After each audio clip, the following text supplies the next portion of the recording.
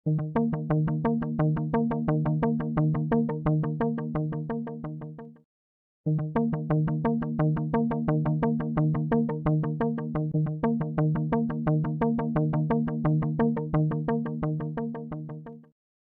opisyal na ang pagsasama ng aktres na si Bea Alonzo at negosyanteng si Vincent Co, matapos silang ikasal sa isang simpleng serbisyong sibil noong Lunes ng gabi, July 13.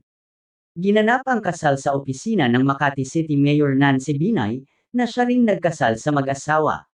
Walang malaking pagdiriwang o formal na anunsyo bago ang pangyayari, tanging 6 na tao lamang ang naroon bilang mga saksi. Walang damalong magulang, kapatid, o ibang kamag-anak mula sa magkabilang panig, ilang malalapit na kaibigan at kasosyo sa negosyo lamang ang naruroon. Nakasuot si Alonzo ng simpleng puting blazer at bordadong palda, habang si Con naman ay nakabarong na maikli ang manggas. Inilabas ng aktres ang larawan ng kanilang pagpapakasal sa kanyang social media kinabukasan, na may simpleng caption lamang na home.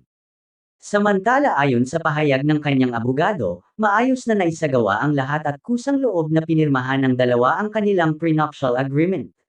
Dati nang nakatakda ang isang malaking kasalan sa Spain noong Mayo, ngunit ito ay ipinagpaliban. Pinili ng dalawa na gawing mabilis at lubos na private ang seremonya upang maiwasan ang anumang abala. Bumalik na agad sa trabaho ang aktres makalipas ang 2 araw mula sa kasal. Hanggang ngayon, wala pang kumpirmasyon kung magkakaroon pa sila ng mas malaking pagdiriwang o relihiyosong seremonya sa hinaharap.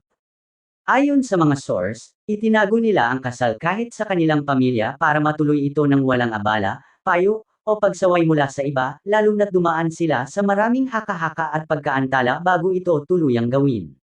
Samantala umuugong naman ng haka-haka kung bakit itinago ni Bea ang kanilang kasal sa kanyang pamilya lalo na sa kanyang ina.